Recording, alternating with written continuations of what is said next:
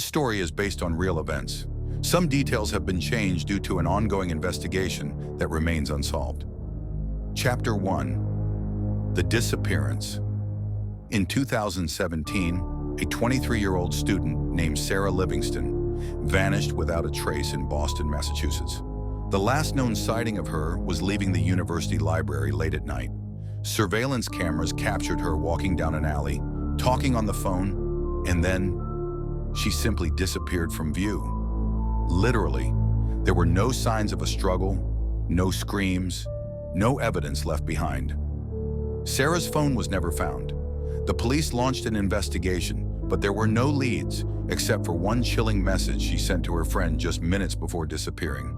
"I found the black room. If something happens, tell them I was there." What was the black room? Chapter 2. The Dark Doors Forum. During the investigation, detectives stumbled upon a strange forum in the dark web called Dark Doors. It was a private community where users discussed mysterious locations around the world. People shared photos of doors that, according to them, had never existed before but suddenly appeared in basements, abandoned buildings, or even inside their own homes. The most disturbing discovery? A week before Sarah's disappearance, someone had posted a message. "The Black Room has opened in Boston. Has anyone been inside?" The comments were unsettling. "Do not enter if you see it. They won't let you go. It's a trap. They're looking for new people. There's only one way out, but it's not for you."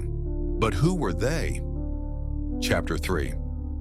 The video recording days after Sarah's disappearance, her roommate Ben accessed her laptop. What he found made him immediately call the police. It was a recording from her webcam. In the video, Sarah sat in a dimly lit room, her face pale, eyes wide with fear. She was whispering something, then suddenly turned toward the door. "Who's there?" Her voice was barely audible.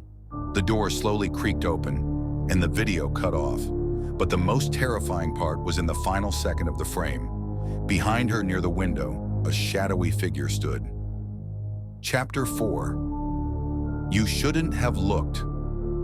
Police found no signs of forced entry in Sarah's dorm room, but when they examined her computer files, they discovered that she had been researching black rooms on the dark web. Then something even stranger happened. A new email appeared in her inbox. There was no sender. The subject line read, "You shouldn't have looked." The message contained only one sentence. "Now she's with us." After that, the investigation hit a dead end. Chapter 5. The Last Discovery. A year later, in another state, authorities found an abandoned apartment where someone had clearly been living until recently. On the floor, they discovered an old broken laptop. Forensic experts managed to recover a single file. It was a video. In it, Sarah Livingston sat in a dark room. Her eyes were empty. She slowly lifted her head, looked directly at the camera and whispered, "Help me." Investigators analyzed the footage, but they couldn't determine when or where it was recorded. And the black room was never found. The end. The House Beyond the Last Turn. Chapter 1. A Road to Nowhere. Rachel King stared at the winding road ahead. Her car had been weaving through forested paths for hours, and her GPS had completely lost signal. "Great," she muttered, watching the blinking screen of her phone. "Just perfect." She was on her way to a small town in Vermont, where her cousin Melanie had bought an old countryside house. The plan was simple: a weekend away from the city, a few glasses of wine, and catching up on life. But something about this place immediately felt wrong. A thick fog rolled onto the road, and the trees seemed to close in around her. Finally, after another sharp turn, she saw the house. Old, two-story, with a sagging porch and windows that looked like empty eye sockets. Rachel turned off the engine and stepped out.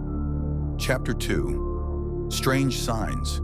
Melanie greeted her with a smile, but there was a flicker of unease in her eyes. "How was the drive?" "I got lost. Does your phone even get a signal out here?" Melanie shook her head.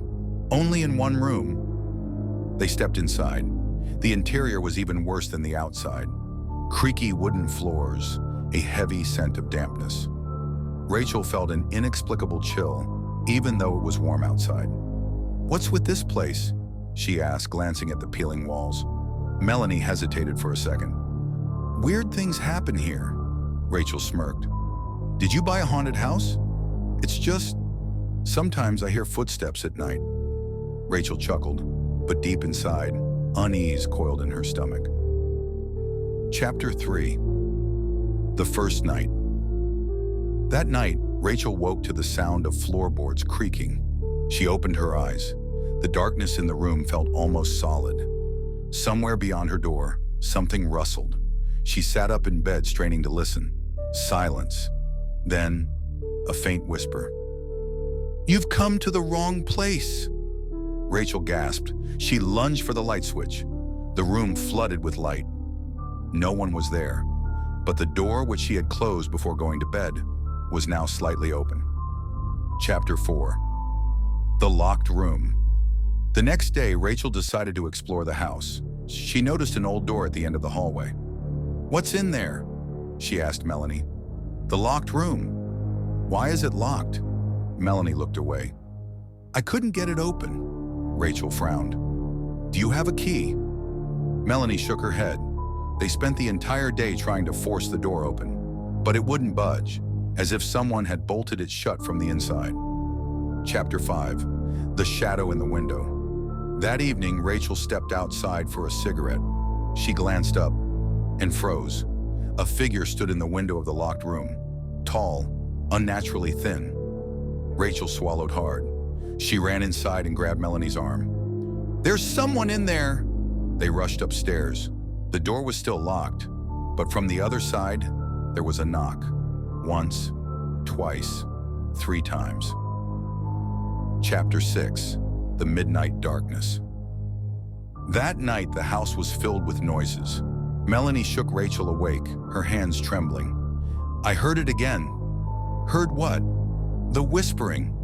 They listened. Somewhere in the hallway, something was breathing. Rachel gathered her courage and stepped outside. Darkness, and in that darkness, movement.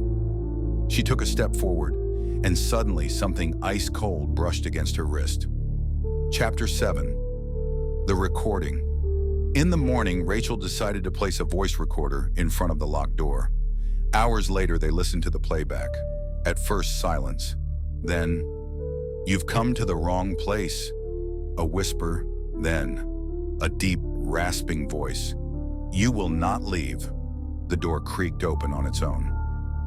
Chapter 8. The Escape. Rachel didn't wait to see what would come out. She grabbed her car keys and bolted for the front door, but it was locked. Melanie screamed. Heavy footsteps pounded behind them. Rachel turned and saw it. The thing was tall, its skin like rotting wood. It moved toward them. At the last moment, Melanie found a spare key. The door burst open. They ran outside and jumped into the car. Chapter 9. The House Disappears. As they drove away, Rachel glanced in the rearview mirror. The house still stood there. But then, it began to dissolve, fading into the fog. Melanie clutched her head. It was never really there. And in the reflection of the rearview mirror, Rachel saw something. A figure, sitting in the back seat, smiling. The end.